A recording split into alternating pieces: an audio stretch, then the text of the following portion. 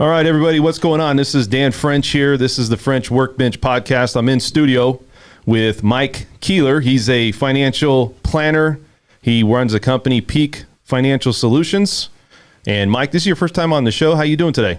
Oh, it's my first time. I really enjoyed you asking me here. Thank you very much. Yeah. So a lot of people, when I talk with them, they want to know about financial planning and just really, do I need it or don't I need it? There's a lot of things going on with COVID and everything. So it's good to have you on today. We're going to talk a lot about if somebody out there is looking to get financial planning, or maybe even you do with the stock market as well. We do. You do, right? So we're going to talk a lot about that today. I'm also in studio here with Brett Jenny. He's a realtor from Simply Vegas. And Brett, thanks for coming back, man. I know you of course. You were here on Saturday hammering it out about Bitcoin, making it happen. So Brett did a good job, man. He was really good on Saturday. And, I appreciate you coming out today, and everybody's going to, benefit from this information. Yeah. Anything going new with you today? Got a new buyer in the contract, new homes, just flying off the shelves. Yeah. And so I was busy basically this entire weekend showing. Yeah. From 8 a.m. until 6 p.m., both Saturday and Sunday. And then Saturday I took that break to come down here and do the podcast. That's awesome, man. And Brett, you're a trooper, man. I always told that to Chuck, it's in the team. You're a trooper. So thanks. Appreciate you coming down. So Mike, let's go back to you. I want to talk a lot about with clients out there that you deal with. There's a lot of people that are looking to get some financial direction. I was looking at something the other day and it said like 70% of people out there living paycheck to paycheck. I don't know if that's accurate. I'm not sure, but do you have a lot of clients coming to you that they're not always on the high end where they have a ton of assets, or maybe they just have a lot of money in the bank? What if somebody out there, maybe has 50,000 or 25,000? They're saying, how do I get started on that? Well, that's the important thing, is just to get started. The biggest enemy you've got is procrastination. Yeah. The average person tends to start financial planning in their 40s. And, well, that means we've got some catch up to do. That can be a big challenge. I'd love it if everybody could start their Roth IRA when they get their first job. If they can learn to live without 10% of their income and save that, they're going to really do well. But if they've even got $25,000-$50,000, that's enough to get going. You need to start somewhere. So, Brett, you're in your 40s, right? Yeah. No, his scenario fits me to a T. Literally, I'm 44, and in real estate, some years were really well, some years weren't. Yeah. And it's really hard to have that consistency coming in. Sometimes you need money more than others, and say you don't have a closing that happens for a couple months. Now you're a couple months behind on bills. So then when you do get a good closing, you got to catch up to it and blah, blah. So long story of it, I finally was able to come to a pretty good ground here the last couple of years. And I've really just been at it for probably a couple of years now with saving and putting enough away. I'm, Sure. 50K category around there. So yeah, when you're living on a commission only, it's a lot more challenging because you need that next sale. And so your income isn't as regular. And yeah, we've seen the real estate market here. Yeah. It's up and down. It's all around. Holy cow. And so you do need a bigger cushion than the average person who's got a regular 9-to-5 job. Yeah. So if you're out there and you're looking to get started, okay, and a lot of people, they're thinking, well, what do I invest in? We talked about Bitcoin. We talked about the stock market. And your advice on investing is, because there's different ways you can invest. There's a lot of retirement accounts, right, that you can invest in, like especially company accounts. Mm-hmm. You can invest in. It's a very slow return. Maybe you want to be more secure that way. And then you also have aggressive ways where if you invest your money, maybe you get a bigger return or a bigger yield on that, right? Right. Well, we need to separate the type of the account from the investment. You can have 401ks, Roth IRAs, traditional IRAs, or just individual investments, but they all can invest in the same type of thing. Mm-hmm. So you can pick an aggressive mutual fund or a very conservative mutual fund. And everybody's got their own risk tolerance. There's some people who watch the stock market go down 5% and they can't sleep. Mm-hmm. Well, then maybe you shouldn't be in it. Yeah, not everybody should be trading. Yeah. You're a big trader though, right, Brett? You do a lot of trading during the day? Yeah, but it's taken me about 3 years to get good about how I go about it. So it's not that I pick the winning stocks every time. I buy in levels now, and there's different ways to go about the trade and having a plan, most importantly. And that's something I never used to have. Right. And, there's a ton of charts and a lot of information out there you can follow, but I'm not so... There's too much information. Yes, that's the problem. That's exactly right. You're exactly right. How many websites are there out there that'll teach you how to invest your money? Yeah. I regularly cruise them, and I'm trying to figure out what people are doing these days. And, I subscribe to, 10 of them now. And, it's just kind of interesting seeing how, this guy says buy Tesla, this guy says sell Tesla. And I'm like, well, nobody's really consistent in their recommendations. Have you seen a big increase with people with COVID? Meaning COVID's affected a lot of people. There's now people that maybe had a nest egg that they were going to invest. They're not working, or maybe they just don't want to because they want to put it and keep it in the bank. What is your situation with COVID? How's all that been kind of, a lot of people don't know what to do, especially in this time period. Do you have some information on maybe how to help people, still invest through this process, Well, I recommend people invest regularly. Yeah. You put money away on a monthly basis, and you treat it like a bill, like your electric bill, your water bill, or your credit card bills. You pay that every single month, and you're putting money away. Now, the neat thing is if you've been doing that and you have a problem, well, you can take that money out. Yeah. So, having those savings there gives you that advantage and that cushion and kind of a sleep factor. Mm-hmm. Brett, what about you, man? You've seen a lot of people that are struggling through, I wouldn't say struggling, but there's a lot of people that have been on the fence now because of COVID. I know last year we had a lot of people that were looking to buy homes and they were looking to invest their money, and they were putting that on the sidelines now saying, hey, we're not ready for that. I'm seeing a lot of people who now have put that to the side and say, I want to buy real estate. Yes. I have some money here that I want to invest. Why is that though? Some of them have just been like, they're pulling their money out of stocks and they're sticking in the real estate, and they all have their different reasons of where they're getting their information from and why they're saying whatever they are. But people who were sitting on the fence before this, probably in the last 6 months going into right now, are really pulling the trigger and getting it done now. Yeah. Now, are these income producing properties or homes that they're mostly people that are either moving here from California or New York, right? Right. A lot of Californians. But here's what we're finding out too is, man, the amount of buyers between like 600 and $1 million right now is crazy. Mm-hmm. I've never seen that many buyers between that price point in my life.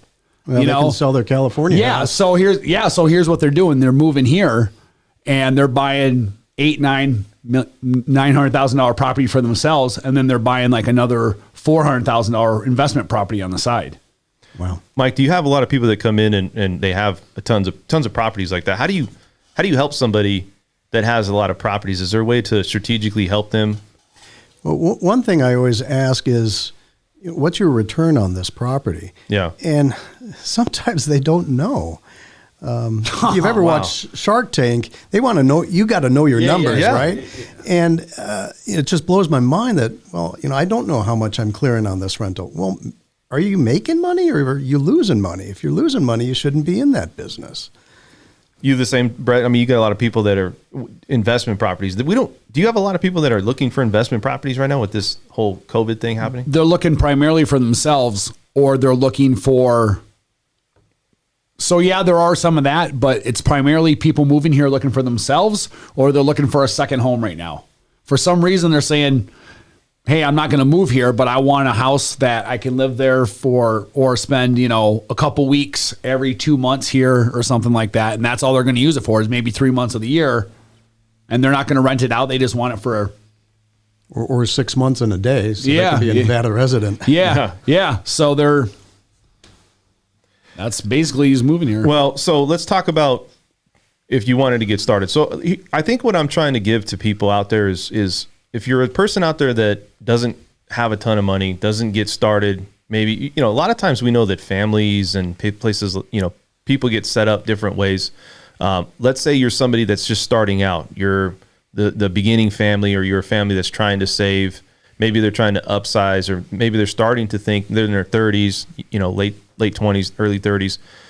We always say 40s was when people usually start. And it seemed like that's kind of late, right? Does it seem like it's late to you? I think so. You really should be starting in your 20s. Yeah. And, as I said before, if you can start when you get that first job, because imagine, graduating from high school and all of a sudden you're working full time, or college and working full time, all of a sudden that seems like just a ton of money.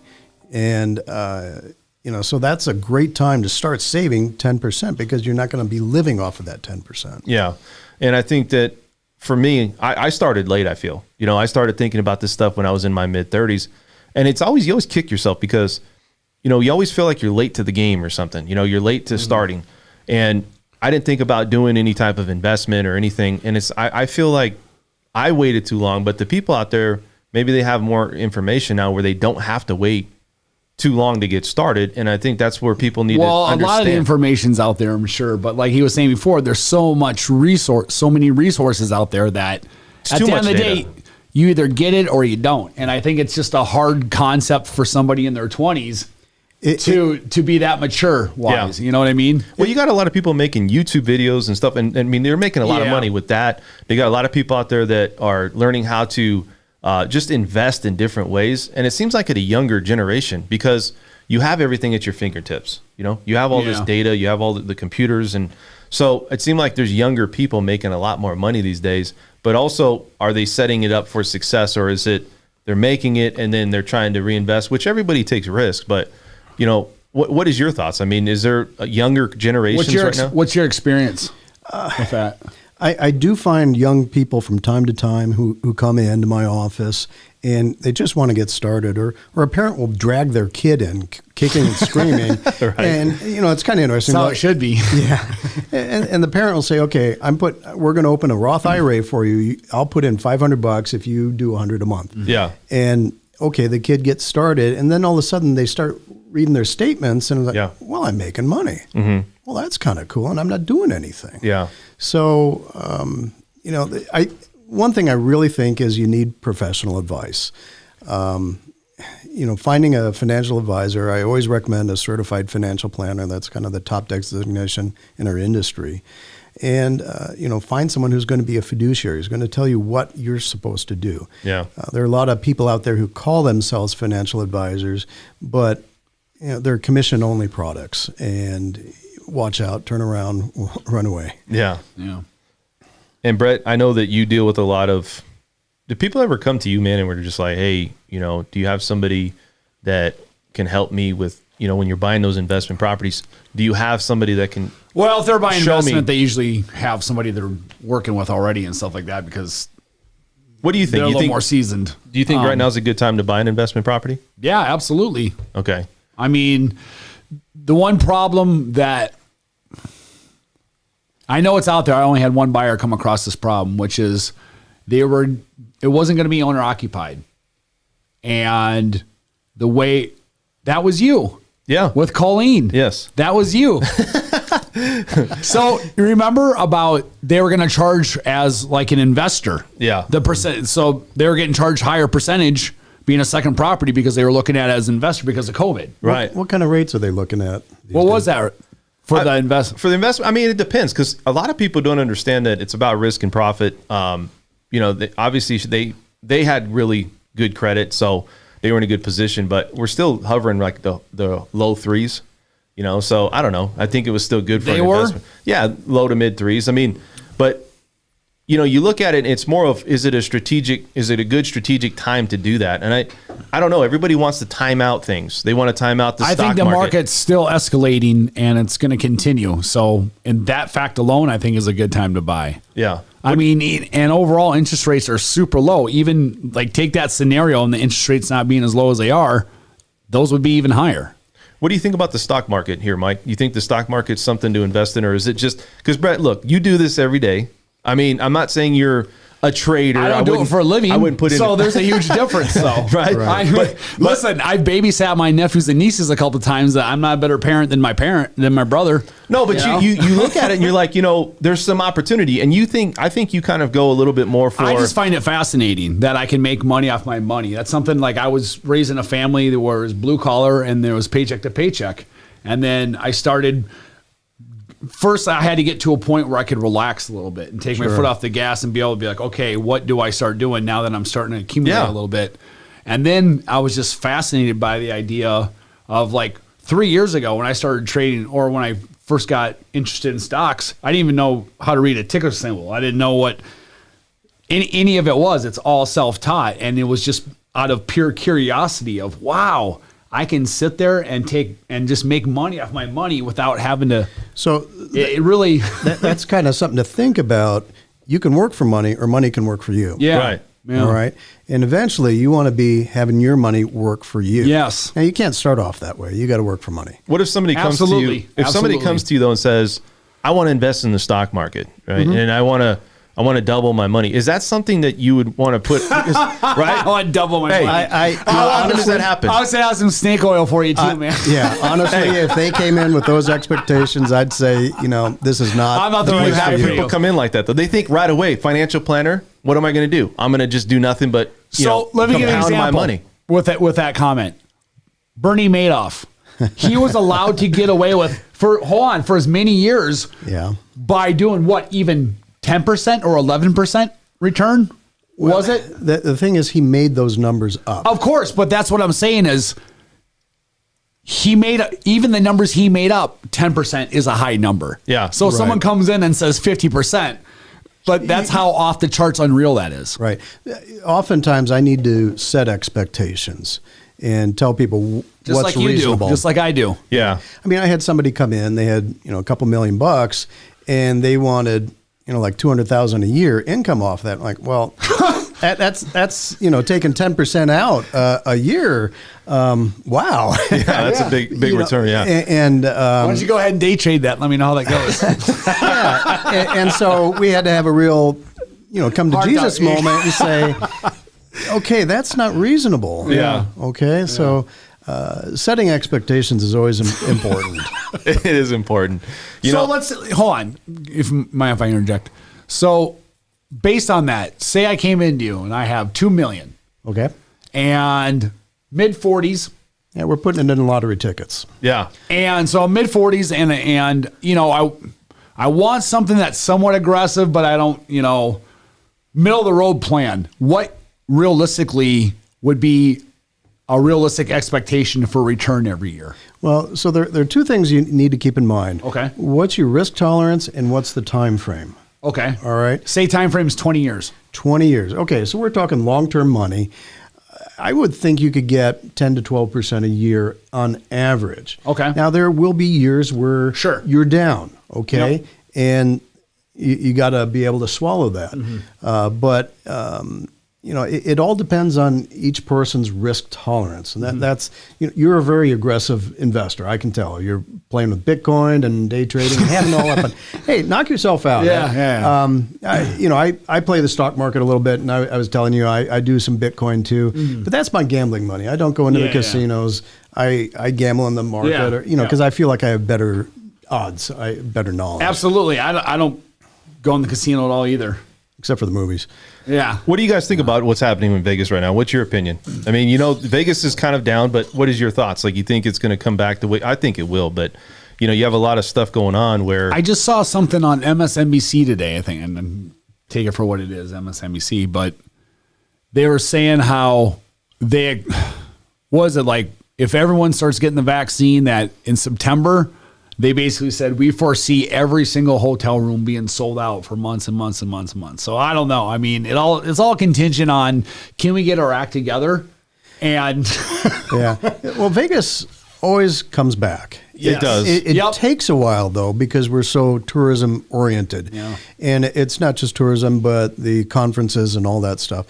So it takes a while for companies to get back on their feet, to get those budgets, the travel budgets going again. I sure hope we have CES back here again next year. we will. It's just, things got to work Things are themselves different out. right now, but yeah. Vegas is Vegas, and it's always going to be Vegas. When's the last time you heard someone say, "Hey, you want to go to Vegas?" Nah. I've never heard that. I'm curious. How does your clients, like for me, I have clients that still come in and we meet all the time. But there's some that don't want to keep that distance, which is understandable. Sure. Are you going through the same thing where if clients want to meet with you, do they do like Zoom or Skype? Like, what are they doing to meet with you these days? Are they coming in? I probably have about a third of the clients coming in. Okay. And the others are either phone calls or Zoom. Okay. And, what we're finding is that's working just fine. Yeah. Yeah. And that allows me, we actually have shorter conversations. I can deal with more clients in a day. So it's actually working out pretty good.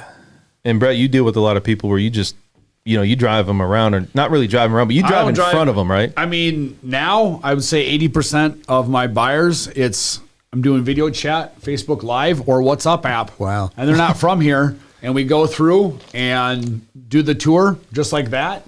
They get in contract, and then they have up to 10 days for a due diligence period. Mm-hmm. So they're usually, if they're in California, it's not a big deal. They're an hour plane ride away, 2 hour plane ride away, or a 4 hour, 5 hour drive, whatever it is. New York City's a little different, but they have that 10 days, so get them in the contract, lock it down, and then they have 10 days to come here and see the property. And that's how we've been going forward.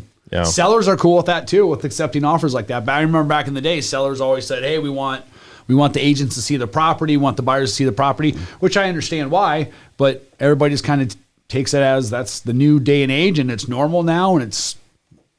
Well, when we moved here from Oregon 20 years ago, we bought our house sight unseen. Well, just through a videotape that my father-in-law took. Wow, that's crazy. And because my wife and I and 2 kids, we came down, couldn't find the house we wanted, and finally he was driving around, found one. He said, "Oh, this is what you're looking for." And I said, "Well, send me a video." We looked at it and said, "Okay, let's make it happen." Even 20 years ago. That was 20 years ago. So now crazy? Technology's even. Well, now they do virtual tours, right? I mean, they do all that stuff. And almost every house has a virtual tour now too. Sure. With the agent, it's just the way it is now. So how did you get started in financial planning? So it's kind of a funny story. I used to be a software engineer. I was living up in Eugene, Oregon. No kidding, huh? Yep. And so 2001. You're a lot smarter than me. Well, maybe not. In 2001, the company I was working for closed because all the .coms became .bombs. And so my father-in-law, he was a financial advisor. He said, "Well, why don't you get a securities license, move to Vegas, and join me?" Here I am. So it's something that wasn't, obviously you weren't thinking about it when you came here. It just kind of fell into your lap a little bit. I've always enjoyed the idea of financial planning. And actually, I was an economics major in college. But the computer stuff kind of fell into my lap.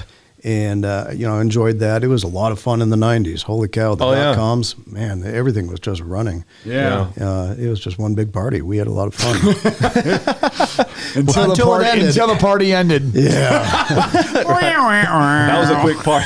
Yeah. And get this. So the downer started coming in. So I get licensed in May of 2001. 4 months later, 9/11, and the market just tanked. Like, oh, man, I can't win. Yeah, it's crazy. For me, I always think that, when you have it, everything's timing, but some people don't know, like if they should get a financial planner. Some people don't know what are the steps to get started as far as the questions to ask. So say I was somebody that's very green at this. I don't know what to do, but I know that I'm not responsible enough, or I don't have the idea of how to put my money somewhere. What are some of the questions that a lot of people come to you, and maybe the basic questions that they ask you? Well, first of all, you want to look for the certified financial planner. That means that they've undergone, a certain curriculum, they've passed a 2-day test, and it means that they are, by definition, a fiduciary. They have to be telling you what a prudent person in your position would do. Yeah. They're not looking to enrich themselves. Right. So that's really important. Then you want to see what are they doing for their continuing education. I belong to several different educational groups. I'm a member of Ed Slott's Master Elite IRA Advisor. And, every twice a year I come back with a book that's 2 or 3 inches thick. And the neat thing is they've kind of digested everything that is new that I need to learn. So, see what they're doing for their continuing education. If you go to FINRA's broker check, you can look and see if they've got any complaints. That's kind of important. I mean, but like, let's say this, if you're out there and you're looking to say, well, I want to get started and there's a bunch of information online. Yeah. And I don't want to like go too far on this, but there's a lot of data and there's so much data that some people get confused. So I guess what's the difference for somebody out there that's looking, that says, I want to go and invest my money and talk to a financial planner like yourself and put that money at risk? How much should you be investing in to say, like, because everybody wants to generate a portfolio, right? I mean, that's the goal. I mean, it's some sort of portfolio. It doesn't mean you have to have $5 million to go do that. I'm assuming it depends on their situation and where they're at. It does, but a good goal to save every month is 10%. Okay. And if you can put away 10% and live off the other 90%, well, that's going to help you succeed in your financial plan. Now, obviously, we've got to pick the right investments and have the right temperament and the right type of accounts and do the right thing for taxes. For taxes, right. But, the main goal is, 10%. Now, a lot of people are coming in and say, wow, I can't do 10%. I can do 3%. Okay. That's better than 0%. It's like I was saying 2 weeks ago, how much are you sticking in Bitcoin? What do you have? Right. Well, I don't know if there's a number, but take a percent, like pocket change. If you have $100 to your name, take $2. If you have $1,000, take $100. Like, same thing, Right. You need to, Bitcoin's really aggressive. So, it's kind of the Wild West out there.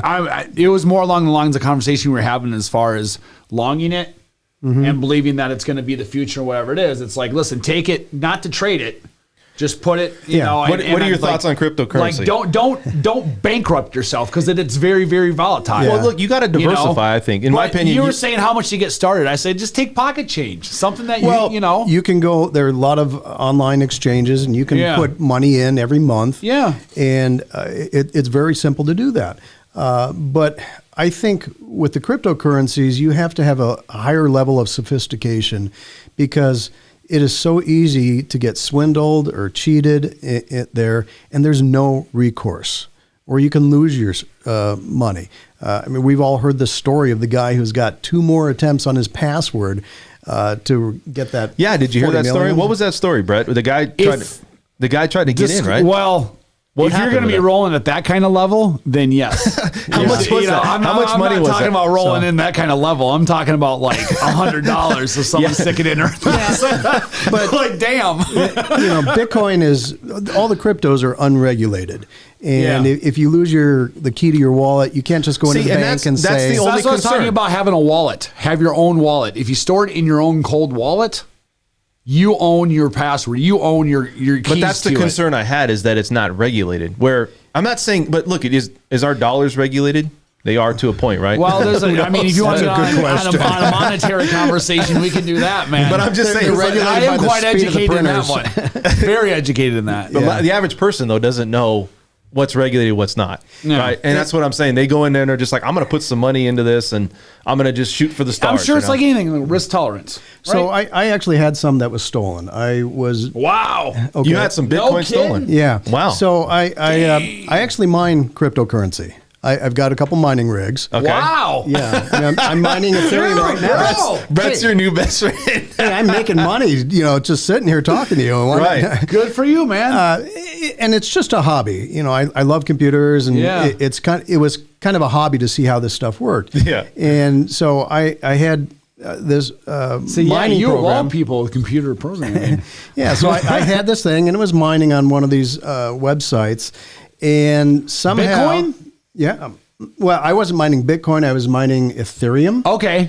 All right. Still, that must have been back in the day. It was. And but what happened was somebody at the company that was running the pool stole all the money. Oh, he did a pool. Yeah. And then all of a sudden. No. Dude, he's right, man. There's a ton of scams that have. And that sucks. And somebody hacked them and stole their money. Now, these guys.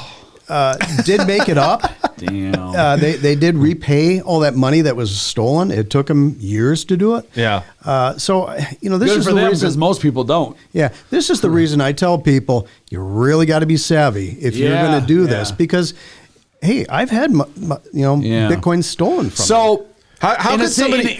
in a situation like that where someone else has access to it, and this is, you know who Trace Mayer is? Mm-hmm. So Trace Mayer actually lives. He's a huge. I mean, he was buying Bitcoin when it was like 25 cents, dude. Right. Right. And he's never, according to him, sold it. Yeah. I'm sure he sold a little for probably whatever, but I mean, this guy's held it when it went up to 20 grand, back down to 4 grand, whatever. He lives here in Vegas, and he wrote a book, I think it was, where he has like a saying that says like, no keys. It's not your, basically, if you have no keys to it, it's not your Bitcoin if you don't own the keys to it. And this is what he's talking about, is like a pool like that. You don't own the keys or the password to your coin, right? Uh-huh. But it's the same thing. Like if I'm doing an exchange on Binance and I have my Bitcoin on Binance, I don't actually have the keys to my Bitcoin. Binance does. That's correct. They're the custody of it. So what happens if somebody hacks into? So someone hacks into Binance, right? I'm screwed.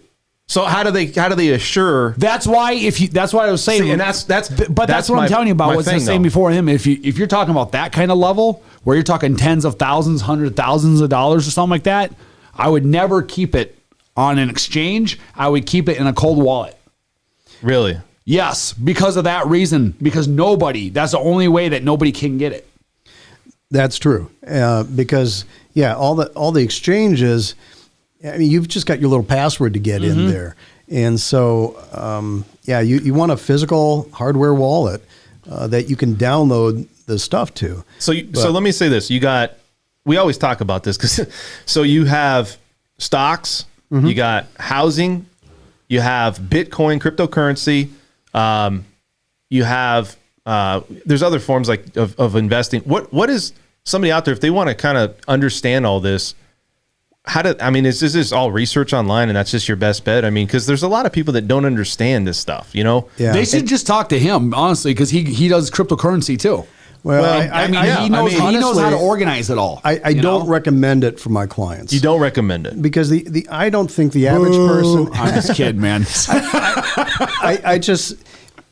I think it requires a certain level of technical sophistication that the average person does not have. Now, I mean, if you feel comfortable... What if I'm somebody, though, it's like, hey, I got a couple $100. You know what, though? As much as I love Bitcoin, I totally understand where he's coming from, because he's responsible for other people's money. And that's a whole different circumstance of looking at something. Right. I don't want somebody calling in and saying, "Oh, Mike, I get it. This website got hacked and you said Bitcoin was a good thing." If you don't understand it, you shouldn't be. I get it. Yeah, I totally get it. That's it. So whenever I have a client ask me about that, I take him into the back room where I've got a miner. Okay. Yeah. And it's this big metal frame and it's got these cards and it's making all this noise. Just start explaining to him the protocol on it. And I say, if you can understand this, then go ahead. No, you're right. Most people don't understand. They look at this thing and it's got all these cards and lights and stuff. In fact, what do I say to you all the time? I say, listen, there's no point in trying to go over the protocol or explain to people what it does. Yeah. The basic term is that you believe it's the future or you don't believe it's the future, and that's what you have to go with. You really do. Yeah. That's gambling money for me. Yeah. Okay? Yeah. But my serious money that I'm putting away for retirement or, other goals, that's in mutual funds, exchange traded funds, maybe some stocks. Something we're not going to wake up tomorrow. It's down 15% in like 5 minutes. It could happen. It certainly did last March, right? Yeah. The market dropped 30%. But that's that's like a weekly occurrence in Bitcoin. So the questions we get is always this question, right, Brett? Is when is it the best time? When is the market going to collapse? Right, and this is what we always get. Don't ask me, doom man. and gloom, and for everything, right? Everything, gold, real estate, stocks. And look, they always say, well, this is gold was up. Hold on, I got one of those magic 8-ball apps on my phone here. Exactly. Well, and the thing is, though, is that if somebody's thinking that, they're talking themselves out of doing anything, in my opinion, because they saying, absolutely are. It's the same people who said to me in 2010 when a house in Mountain's Edge was $75 a square foot. Mm-hmm. and it's 3,000 square feet, 3 years old, granite countertops. And people are coming in and the bank wants 225,000. Oh, they want way too much for it. Mm-hmm. Same people were saying that I'm going to wait for it to come down. I'm going to wait for it to come down. And guess what happened? By the time people started saying that, it's already going back up. Yeah. Well, those people are always waiting. Where's the stock market at right now?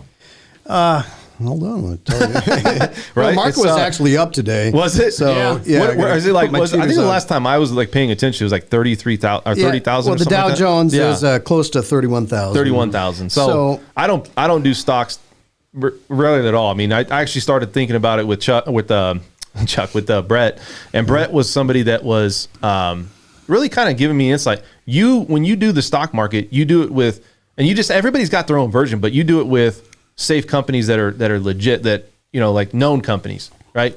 Yeah, like I don't mess around with OTC. Well, you said, remember you were telling me one thing about that Pfizer. Yeah. Remember the Pfizer? What is it? It was the stock that you had, right? It was for the Moderna. Moderna, that's what it was. Yeah, Moderna. So, but dude, sometimes it doesn't make sense. Moderna starts rolling out the vaccine, the stock goes down. So it's hard, and then right? And then you have other ones that go bankrupt, and these millennials come in on these Discords and these Reddits, dude. And these dude, you know what I'm saying? They have totally taken, like, dude, these guys, these analysts on MSNBC are flipped. Like, they don't know what to do because you're taking stocks that should normally be going down, and like they file for bankruptcy, and the stock goes up like 300%. What's propping that up, though? Like GameStop. Well, GameStop.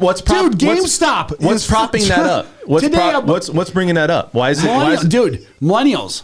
So these influencers on the internet, they do have a say in it now. They're starting to affect prices sometimes. It was about 2 weeks ago, Elon Musk said something about Signal, and everybody took that as a sign that he's going to buy this company, Signal something. Yeah. And their stock kind of went from no shares a day to all of a sudden one of the most actively traded shares. Dude, it was like this forever. Yeah, and it's just this little tiny company, and the CEO's going, what's going on? Who was a rent-a-car company that filed for bankruptcy? Avis or? I think they all have. But it was like I think it was Avis last year or something like that. They filed for bankruptcy. Hertz did too. Hertz and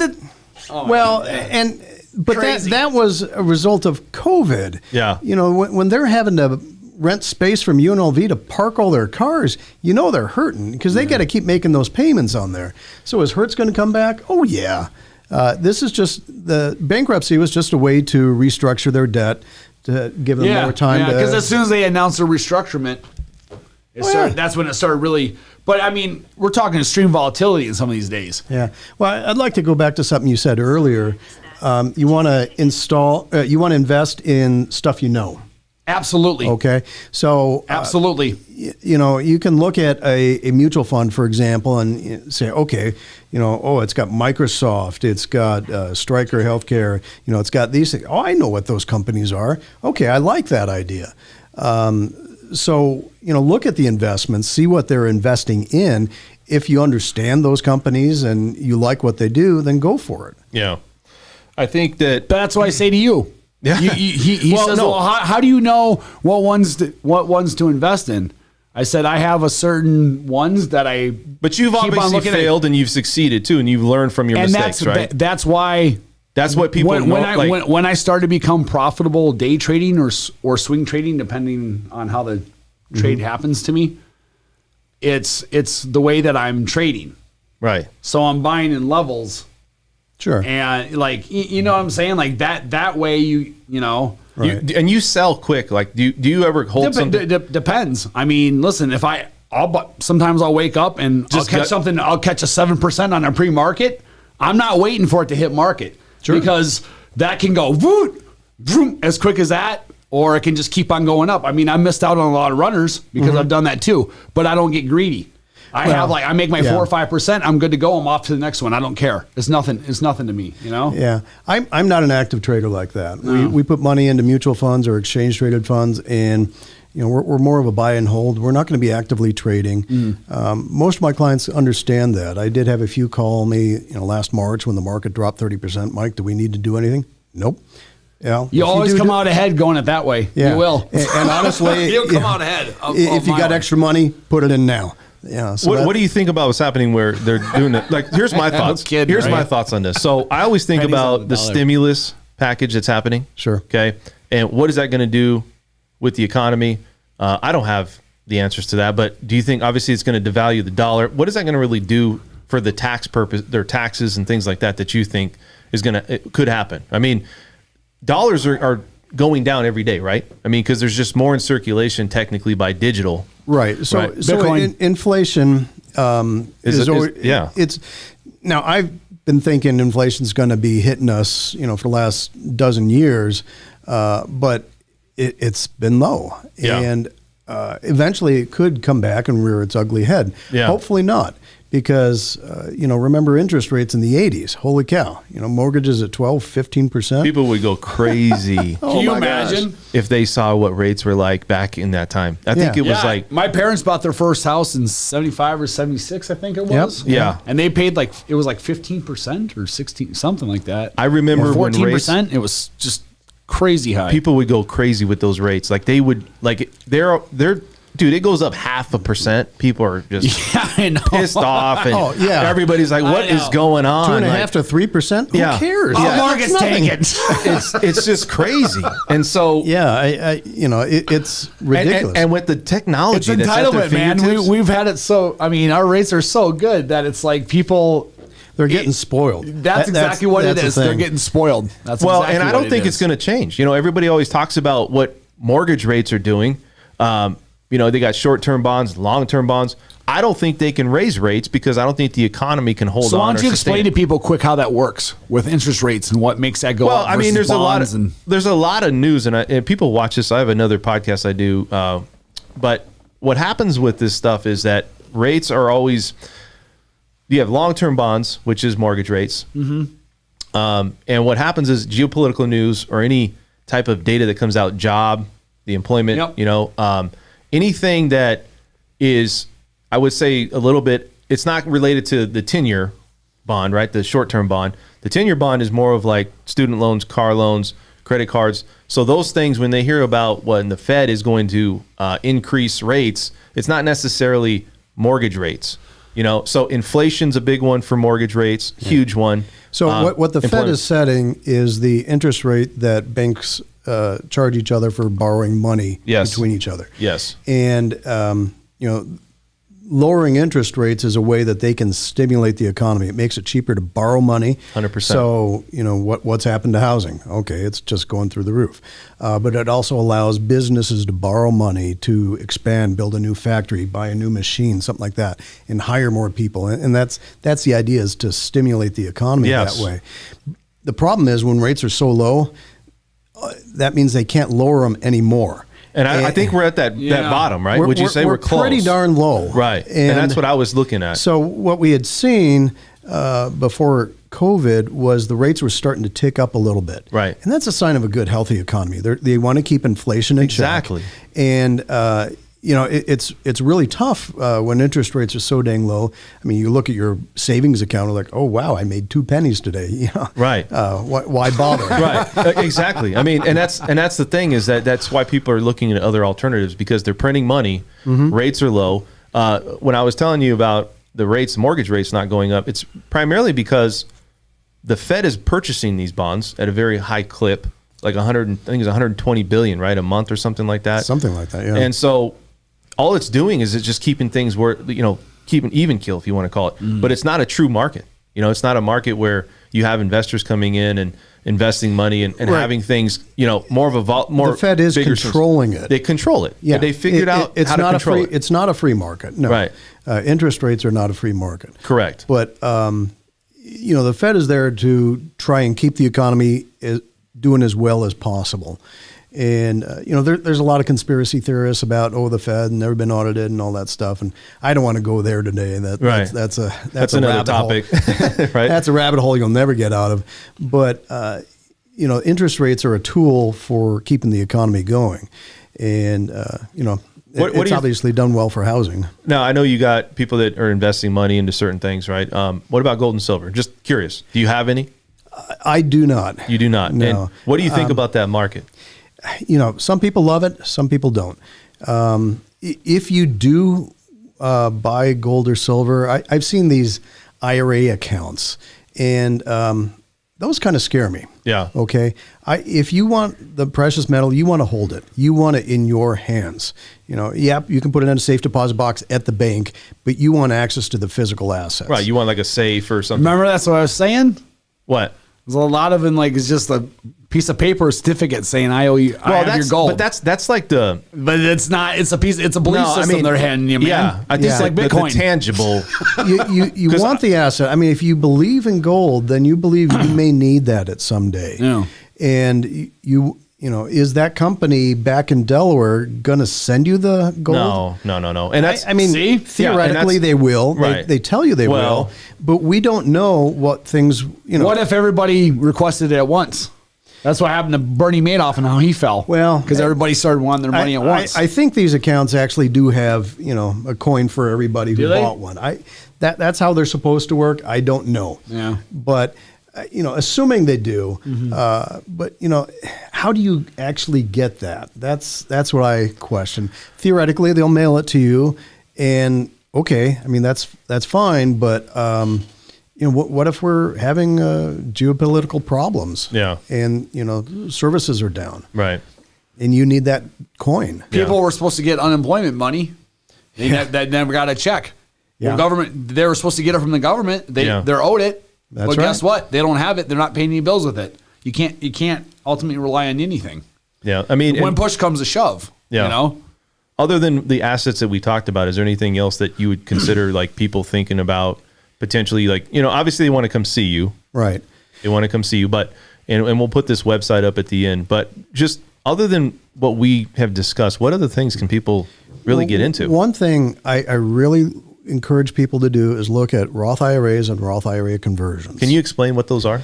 A Roth IRA is an account where you put in money and you paid the tax already, and eventually down the road, after 59 and a half, you can take it out tax-free, and it's amazing, tax-free money. The problem is when you have an IRA or a 401k, you're never really debt-free because you always owe Uncle Sam some money there. Some tax money? Yeah. Okay. Every time you take $1 out of your 401k, you owe Uncle Sam some money. Or your. How do you get around that? Is that rolling it over, right? Well, eventually you need to take that money out for income. Okay. Someday we'll retire, right? Right. That's kind of the goal. Hopefully. and then you not start. Not after 85, sell these damn homes. Not after printing so much money. The goal is to start living off of that money. But if you have to pay taxes on that as it comes out, it's a big problem. Now, a lot of people say, I'm going to be in a lower tax bracket in retirement. And I say, I don't know that that's actually true. Right now, I've got 3 big tax deductions. I've got a son named Ryan, a son named Spencer, and a mortgage. Right. Okay.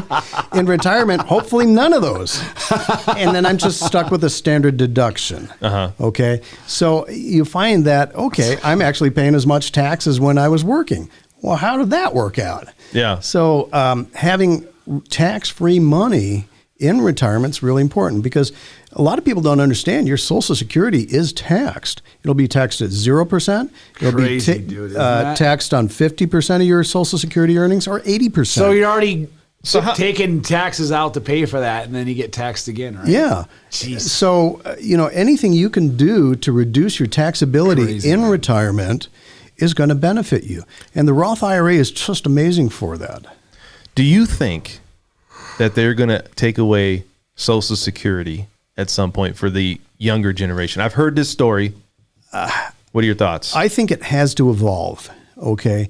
Back in 1932, when it was created, they had so many people for every person taking Social Security. And, people didn't live as long. Yeah. Now I had a client, I took her out to lunch for her 100th birthday. Wow. And she was telling me the story of, we go to grandma's house for Thanksgiving and dad would hook up the sleigh and wrap us in bearskin rugs and throw a hot rock in there. Oh, that song's about you. Over the river and through the woods to grandmother's house we go. I remember the day they came to put in electricity. Like, what? Yeah. I mean, imagine what a 100-year-old has seen. Explain the internet to them. Oh, man, that's crazy. Yeah. Well, I mean, they've gone from the airplane to being this, just interesting little toy to commonplace. They're all over the air every day. Yeah. So anyways, you're right. As we're living longer, the problem is with Social Security, it's a math problem. Yes. And there's no opinion here. Math is math. It's just a fact. And Social Security is just a crazy Ponzi scheme. It's not, the math does not work. And so what they have to do, they have to either increase the money going in, they have to delay it when people start taking it out.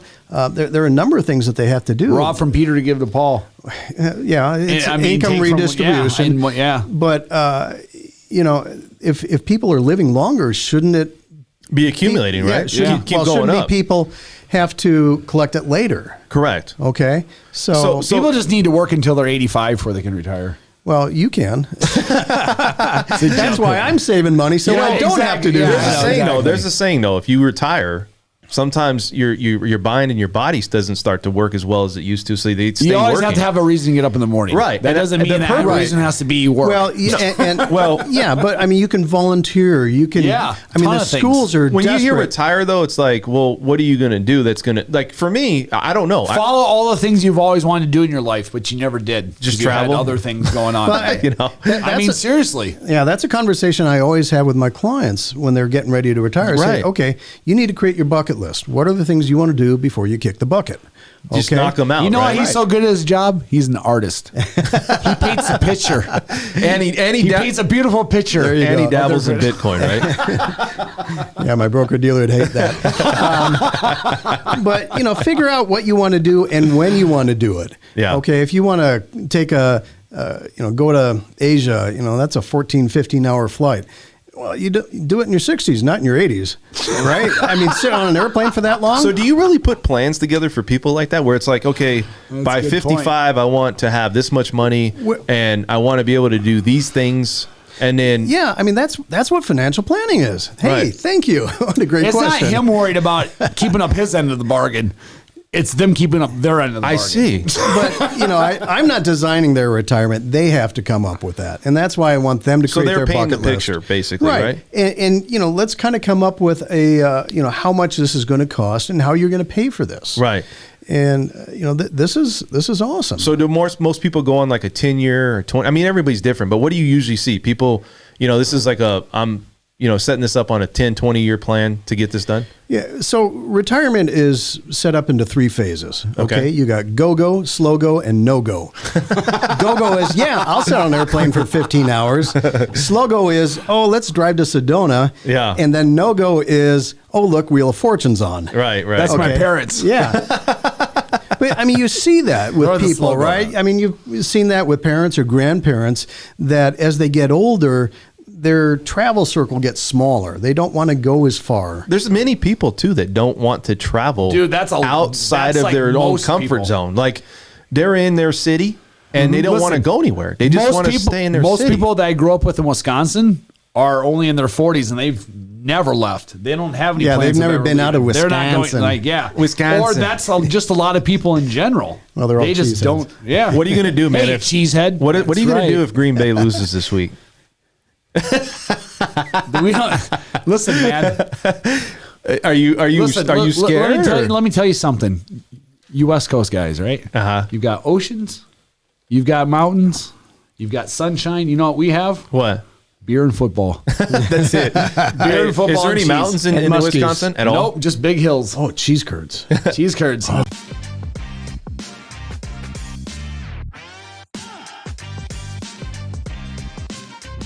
Cheesemaker, my great grandfather was a cheesemaker. Yeah. So what happened to you? Couldn't follow? My brother's a plumber, and I came out to Las Vegas and decided to be a real estate broker. Oh, well, there you go. I'm the black sheep of the family.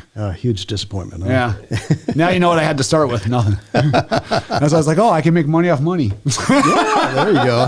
What a concept. Yeah. Well, we're going to wrap this up. If somebody wants to get a hold of you, right? How do they get a hold of you outside of this studio here? Yeah, so my website is peakfinancialsolutions.com. That's Okay. P-E-A-K, not P-E-E-K. P-E-A-K, financialsolutions.com. Or give me a call, 702-870-7711. We'd like to have you back on. I think we're going to go. This was more of just an introduction. This was a lot of fun. I enjoyed it's doing that. More of an I introduction. learned a lot. No, I did. I did, man. I know. And the thing is, look, we all kind of pick different things from different conversations and then put it into our own perspective, right? I mean, Yeah. we're not going to sit here and go letter to letter of somebody saying, we need to do this, we need to do that. But what it could do is it could open up a door that maybe you didn't think about. Maybe now, Absolutely. right? You can now invest your money into something different. Plus, if you guys have questions, you can always, comment in the comment section. You can get a hold of Mike outside studio. And I just want to thank you both, gentlemen, for coming. You guys have any last words to say about anything? No? Pleasure having you on, man. Oh, I really enjoyed it. A lot of fun. All right, guys. Well, we'll be back next week. Well, actually, we're going to do something on Saturday. So we'll probably have another broadcast here on Saturday at 10 a.m. 9 a.m. No, 10 a.m.